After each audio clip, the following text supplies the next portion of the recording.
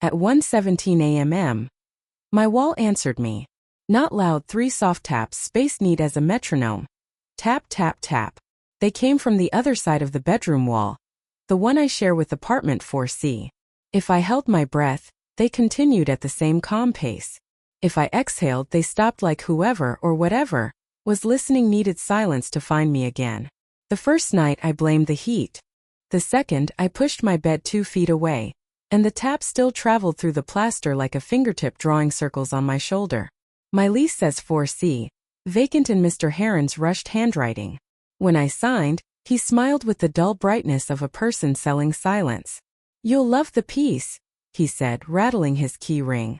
I just left a boyfriend who treated quiet like a cross-examination, so peace was the right word to sell me. The place is narrow and clean with one big window, a slanted ceiling, and that wall thin enough to make me feel the shape of a room I'm not supposed to think about. Night 3 I gave up pretending I didn't care. I opened voice memos, pressed record, and set the phone on the nightstand. The waveform captured crisp little fences, 3 evenly spaced spikes again and again. I texted the file to my brother Evan, who has a cop voice even over text. "Probably pipes," he wrote. "Buildings breathe. Pipes that stop when I breathe?" I typed, then backspaced. I hate the way fear makes me poetic. Our building has hallway cameras hooked to a tenant app. Grainy, time-stamped, 10 seconds behind reality. I swiped to the 3rd floor feed and scrubbed the timeline to 1:16. Empty hall. 1:17. The stairwell window blinked with falling snow. My door sat square in frame, and directly across 4CS door. Nothing obvious. No one passing. But under 4CS threshold, the light changed like a shadow moved. Subtle. Like someone shifted their weight in a room the landlord swears is empty. I pressed my ear to the wall. The taps ceased.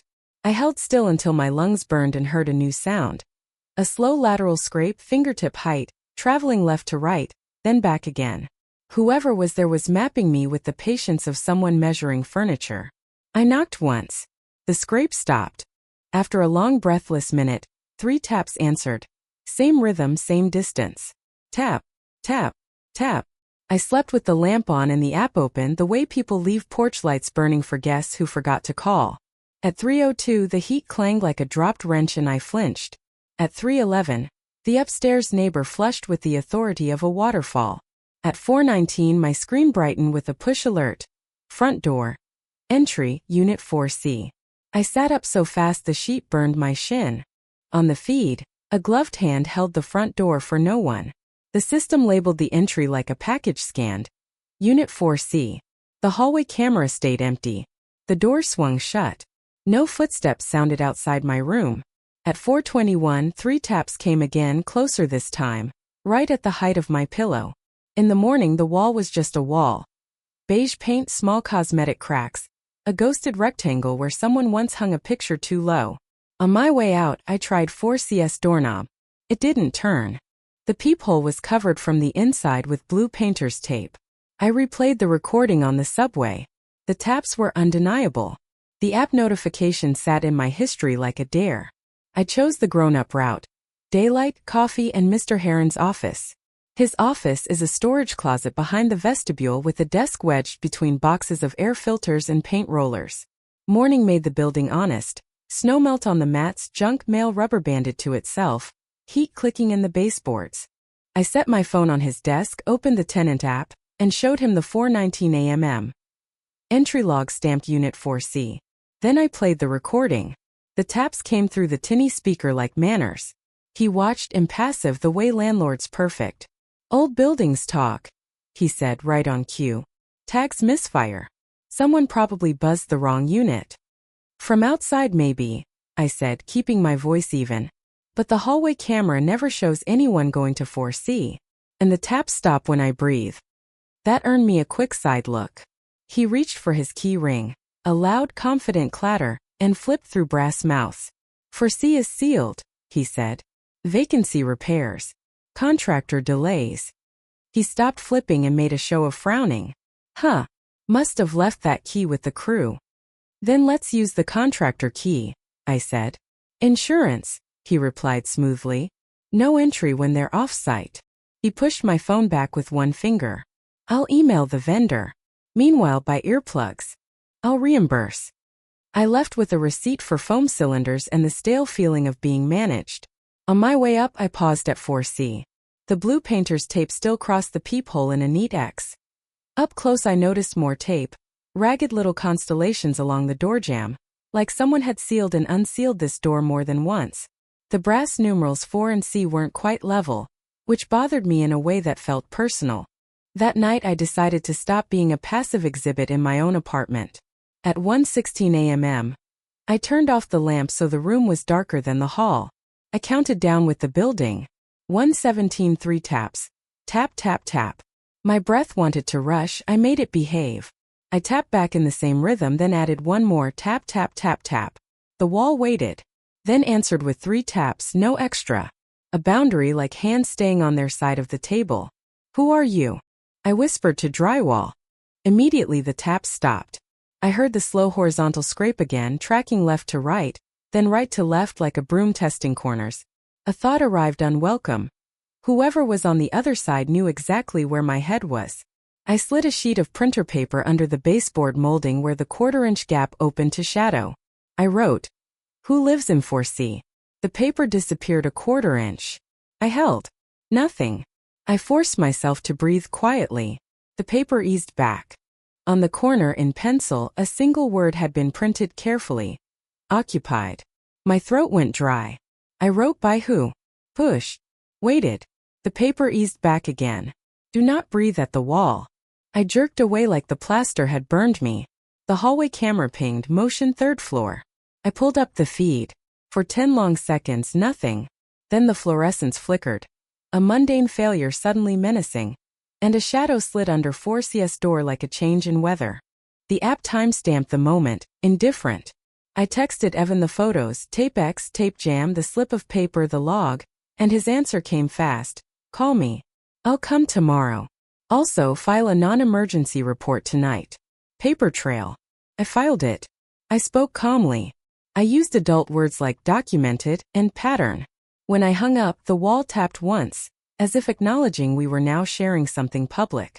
I moved my bed another foot away and sat on the floor with my back to the dresser, facing the wall like it was a closed curtain. At 2:03 a.m., a soft, deliberate chime sounded from the hall, the building's keypad by the stairwell. Someone was entering a code I didn't know we had. The camera didn't catch a person, only the rectangle of the keypad briefly glowing, and then nothing. A minute later, the app logged a door. Maintenance, roof access. Opened. No one had gone up the stairs. I pressed my palm to the paint and felt a faint vibration running upward. A vertical hum far above my floor. As if 4C's quiet belonged to something living on the roof that refused to use the stairs. The vibration in the wall wasn't sound so much as a feeling, like a coin humming on a tabletop. I followed it out of my apartment and down the hall, past 4C's taped peephole and the keypad that had chimed at 2:03 a.m. The corridor was emptied of people and full of suggestions. Exit glow, the faint draft that runs along the baseboards, the warm knife of light under 4C's door. The roof access door required a code, but the latch plate had a scar where paint never quite covered metal. I pressed my ear to it. The hum was clearer here, vertical, distant, mechanical. I tried the handle on habit more than hope. It opened. Not wide. Just the grudging give of a door someone forgot to relock after pretending they hadn't been here. The stairwell rose in concrete switchbacks. It smelled like dust and last summer. I climbed slowly, phone flashlight low so it wouldn't announce me. On the first landing, a bundled Ethernet cable ran up the corner like a vine. Someone had taped a handwritten label to it. Cam loop, 4th roof. The tape was the same matte blue as 4C's peephole X. I kept going. The hum thickened enough to be almost a note. At the top, another steel door. Push bar, alarm sticker half peeled. The sticker promised sirens. The door offered none. It swung into cold air and a roof of tar and gravel. City glow pressed low. Snow gathered in scabs around the mechanicals. A boxy HVAC unit, a fan cage, a squat shed with a padlock and a sign that said "Calm Closet" in a font that doesn't care if you're frightened. The hum came from the closet. I touched the padlock, it was warm. My phone's tenant app didn't list a calm closet. It listed devices on each floor, and an unlabeled auxiliary up here with a green dot. I took a picture out of spite. Near the closet space, a slot cut in the plywood had been covered with mesh. Tucked into the mesh, a corner of printer paper Weathersoft. I teased it free. Pencil careful printing. Occupied. My stomach did a slow inversion. Same hand as the note returned under my baseboard. I turned the paper over. Faint graphite ghosts bled through from an erased line. Rubbing brought it up just enough. Foresee do not, and then the rest lost to smudge. The HVAC unit coughed, like clearing a throat, and the rooftop went momentarily louder with wind. I crouched behind the unit and aimed my phone camera through the fan cage toward the closet. The reflection in the fan's housing showed a little more than my eyes. A second slot on the far side of the closet, lower, with blue tape flags fluttering in the draft. The tape was arranged in an X. I didn't hear the stairwell door open. I felt the air shift and smelled hallway dust. A narrow beam of light skimmed across the rooftop gravel and paused on the closet door's lock, then on the fan cage, then slowly, on the spot where my shoe print marred the crusted snow. The light lifted, searching. I eased my phone into my pocket, slid my back tighter to the HVAC's cold flank, and tried to breathe like the roof does, quiet, constant, belonging to no one. Keys jingled, soft and familiar. Mr. Heron's voice came to the door, not talking to me but to the lock. "No more midnight visits," he murmured. A key tried the padlock, failed, tried another, failed. Then a sharp metal click, and the closet door shivered but did not open. He swore under his breath, soft, tired, and the flashlight drifted toward the fan again. He stood there long enough to make the cold lean into me. Then the light clicked off.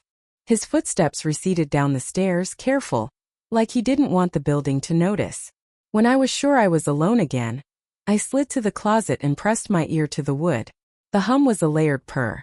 Fans, drives, and something like a voice too quiet to be words. Back in the hall, Forsea's warm line of light had narrowed, as if someone had pressed a towel against the gap. The keypad by the stairwell pulsed blue, waiting. I wrote a new note and slid it under my baseboard. "What is the closet?" Minutes later, the paper eased back. "Don't breathe at the wall. Listen to the floor." I lay down, cheek to the wood. Through the boards came the faintest tapping. Farther away this time, diagonally below, counting up through the building like someone moving from apartment to apartment with a pencil and a plan. Evan showed up before noon with a thermos and the look he reserves for moving day and emergencies. He listened to my recap in the lobby, jaw tight, eyes flicking to the tenant camera like he could intimidate it into being useful. "Daylight," he said. "People lie less when the sun's on them." We knocked on Mr. Heron's office door together. Heron was in the same storage closet desk, sleeves rolled, glasses hanging from a cord. He gave Evan an appraising smile that didn't quite reach his eyes. I set my phone down, opened the event log, then the photo from the roof, the comm closet with the warm padlock and the blue tape slot. "We need to see Forsee," I said. "Today." "Insurance," he started. Evan leaned in, voice calm. "Or we file a complaint with the housing authority with this." He tapped the log stamped unit 4C entry 4:19 a.m. and ask why a supposedly vacant unit is badging the system at 4 in the morning. We'll also mention the unsecured roof door and the unlabeled communications equipment. He gestured like he was counting on his fingers. "And the note someone slid under my sister's wall." Heron's smile thinned to a line. He exhaled through his nose. "Fine. Quick look so you can sleep." He reached for his key ring. The keys sang a tired, showy jingle. The hallway in daylight was a gentler color of sick. Heron paused at 4C, considering the blue X on the peephole like it offended him. He peeled the tape off in one movement. Underneath, the glass looked fogged from the inside. He tried the key. The deadbolt complained, then turned with a gritty click. The door opened onto a rectangle of air so still it made my skin notice itself. No furniture. No curtains. Light laid across dusty wood floors, revealing the negative space of things that had stood here until very recently. A rectangle darker than the rest where a bed might have been. A faint arc near the wall, like a chair pushed back and back again. The faint smell of new paint wrestled with something medicinal. Evan stepped in first, wide and deliberate like he was trying not to disturb a blueprint. I stayed near the threshold. The far wall, the one that meets my bedroom, had a strip of baseboard molding pried and reattached, 6 brad nails shining new. Tiny pencil marks were still visible above them. A neat round hole the size of a quarter sat near the corner, plugged with a plastic grommet. From it came the softest breath of air, like someone exhaling on the other side. Heron kept his hands in his pockets. See? Vacant. Contractors patching old cable runs. We had an old intercom system. Evan crouched at the quarter hole. He angled his phone flashlight and peered in. This isn't an old run. That's new flexible conduit. He straightened, scanning. And that sound is active airflow. Something is pulling air behind your shared wall. I crossed to the window. On the sill, a scrap of the same matte blue tape curled like a shed skin. Next to it, a folded index card. I opened it with my fingernail, expecting dust. There was a single word in that careful pencil hand. Listen.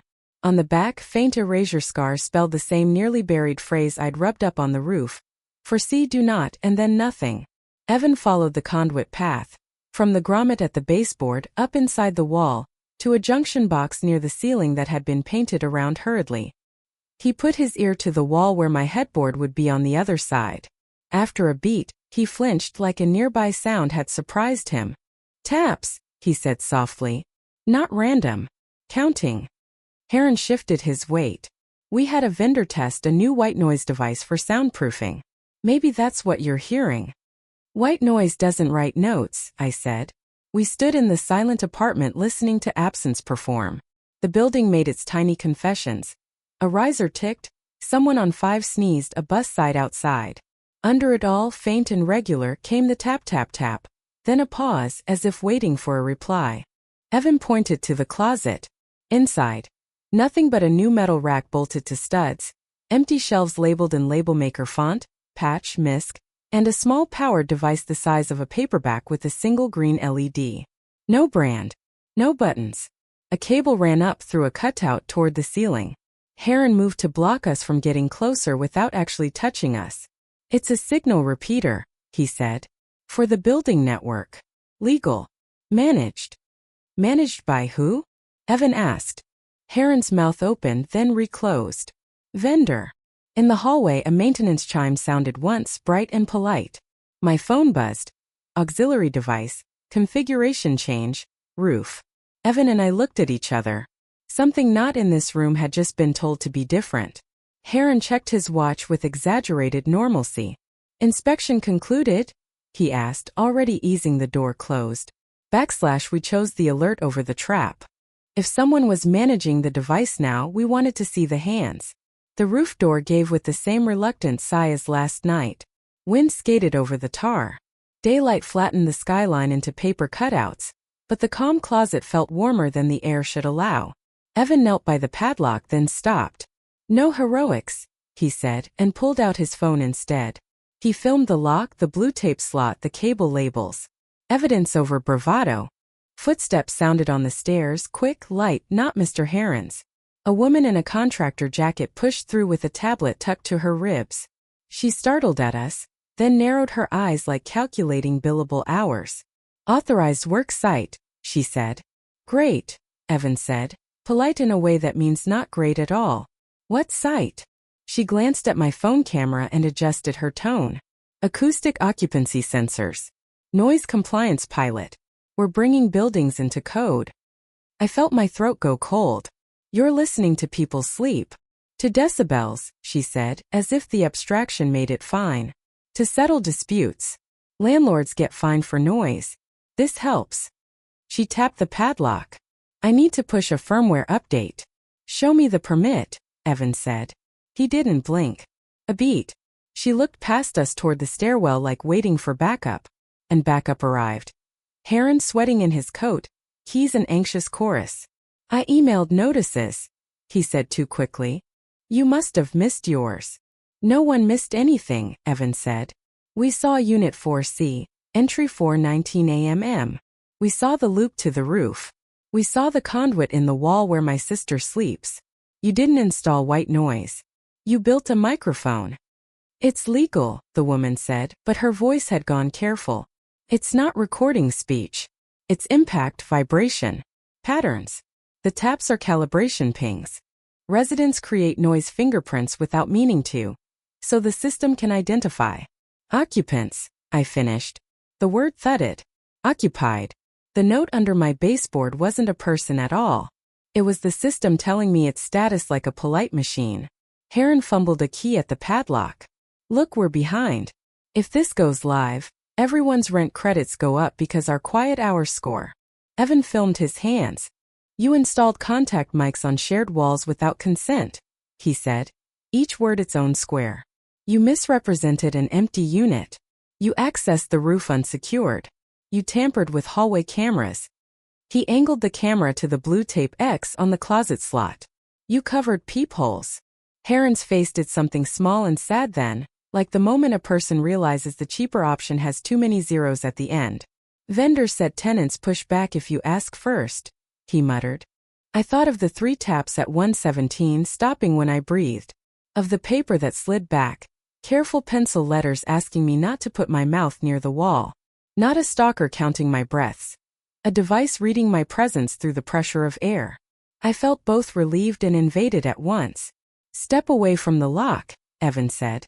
We're calling the city and your insurer. We called. While we waited, the contractor's tablet chirped. She winced and, after a long blink, showed us the screen. A dashboard with unit numbers lit up green. Some blinked orange with tiny exclamation marks. Cal drift? Anomalous pattern. Manual override. 4CS tile was gray. Virtual unit for calibration. A note hovered when she tapped it. Do not expose to breath. Another line sat below like an afterthought. Listen from floor, reduced human artifact. Because floors don't exhale, I said. Because breathing looks like impact noise, she corrected mechanically. It ruins the model. 2 uniformed inspectors and a patrol car later. The padlock wasn't so warm. Photos were taken, names written, phrases like injunctive relief, and privacy expectation traded. Heron sank smaller with each acronym. The contractor went corporate quiet. The closet was sealed then tagged. The hallway keypad went dead. For CS door, propped while they cataloged, breathed stale air into the corridor like a room sighing. That night, the building had the blank quiet of a hotel after checkout. No taps at 117. No hum in the wall, only old heat ticking polite apologies. I slept badly anyway because absence can be loud too. In the morning, a final slip of paper waited where the baseboard meets the paint. Same pencil. Same careful hand. Only this time the word wasn't occupied. It was sorry and underneath smaller didn't choose. I stood with my back to the wall and read it twice. Maybe it was the contractor leaving a truce. Maybe it was a technician who'd felt weird enough to warn me, but too junior to defy a contract. Maybe it was someone else on this floor who'd heard the same calibration taps and thought they were alone.